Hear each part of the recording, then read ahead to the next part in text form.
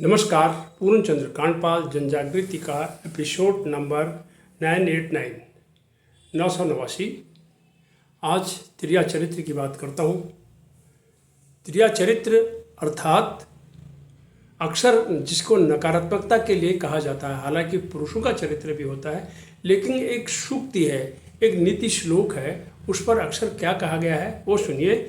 निरपश्य चित्तं यानी राजा का मन, कृपणस्य वित्तं कंजूस का धन, मनोरथा दुर्जन मानवानाम दुर्जन का मनोरथ, त्रिया चरित्रं स्त्री का चरित्र, पुरुषस्य भाग्यं पुरुष का भाग्य। ये पांचों देवो न जाने को मनुष्य, इसको भगवान भी नहीं जानता मनुष्य की क्या चीज़।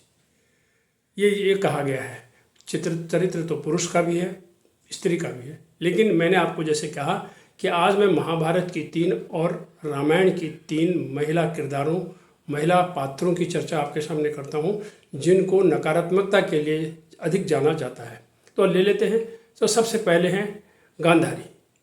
अब गांधारी ने क्या किया, आंखों पर पट्टी बांध दी और वो दुर्योधन की जो अशिष्टता थी उसको सहती रही, उसके मोह में फंसी रही, मातृमोह में।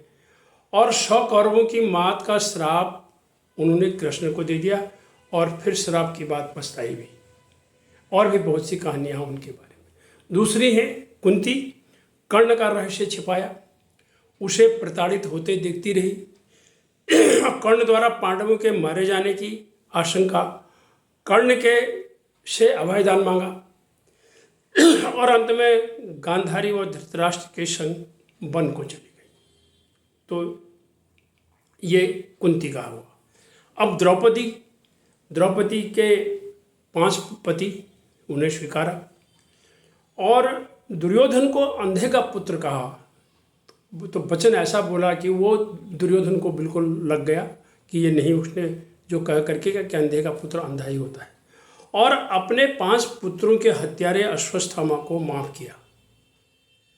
तो ये जो अश्वत्थामा ने 5 पांडव सोए हुए थे और ये समझ करके कि ये पांडव सोए हैं, तो उन्होंने उन 5 पुत्रों को मार दिया और पांडवों ने उसे पकड़ा और द्रौपदी के सामने पेश किया और द्रौपदी ने उसे माफ़ कर दिया, लेकिन उसके माथे से मणि निकाल ली जिससे वो कुरूप हो गया। ये अश्वत्थामा की कहानी द्रौपदी द्वारा हुई। ये 3 महिलाएं हो गई महाभारत की। अब रामायण की ले लेते हैं 3। कैकेयी मंथरा के बहकावे में आ गई। वो उन्होंने कितने दशरथ की प्रिय रानी थी, कितना उन पर विश्वास था, उनको वरदान दे रखे थे। और 14 वर्ष के बाद पुनः राजा बनने की मान्यता उन देशों में ऐसा था कि 14 वर्ष के बाद जो 14 वर्ष तक राजा नहीं बनेगा, फिर वो आगे राजा बनेगा नहीं, इसीलिए 14 वर्ष का वनवास उसने मांगा था।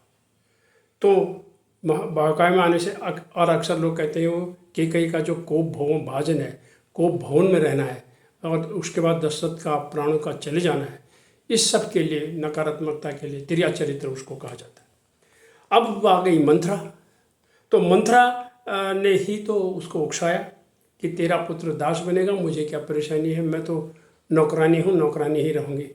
वो जब कैकेयी को कहते हैं कि वो मानती नहीं थी, वो तो राम को बहुत प्यार करती थी, लेकिन मंथरा ने किया।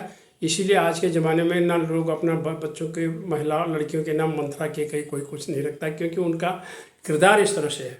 और एक तीसरा किरदार और है रामायण का, वो है शूर्पणखा, जो राम लक्ष्मण सीता पर हमला किया और लक्ष्मण ने तब उसका नाक्षिश का छेदन किया। उसको क्या ज़रूरत थी, जब उसने देखा भी कि इनके साथ नारी है, उसके बाद भी राम के पास जाना और उसको समझाने के बाद भी जो तेरी परिकल्पना चल रही है कि मुझे वर ले लो, मुझसे विवाह कर लो, ये नहीं होगा। तो अंत में नासिका छादन, हालांकि उसको हिंसा मानते हैं, लेकिन ऐसा हुआ। तो कुल मिलाकर के ये जो त्रिया चरित्र की 3 किरदार लिए, गांधारी, कुंती, द्रौपदी, ये वहाँ से लिए गए महाभारत से, और कैकेयी, मंथरा और शूर्पणखा ये लिए गए रामायण से। तो मैं ये अक्सर ये कहता हूँ कि जो लोग कहते हैं त्रिया चरित्रम, आजकल अगर आप देखें तो नकारात्मकता में मनुष्य भी पीछे नहीं है। अब आप शकुनी को ले लीजिए या और भी किसी किरदार को आप ले लीजिए, कहीं का भी ले लीजिए, उसने किया। तो पुरुष चरित्र तो स्त्री का भी है, पुरुष का भी है, लेकिन कहा गया है त्रिया चरित्रम देवो न जाने कुतो मनुष्य, इसको देव भी नहीं जानता, भगवान भी नहीं जानता मनुष्य क्या है। मंथन आप भी करिए इन 6 किरदारों को सामने रख करके। धन्यवाद, नमस्कार।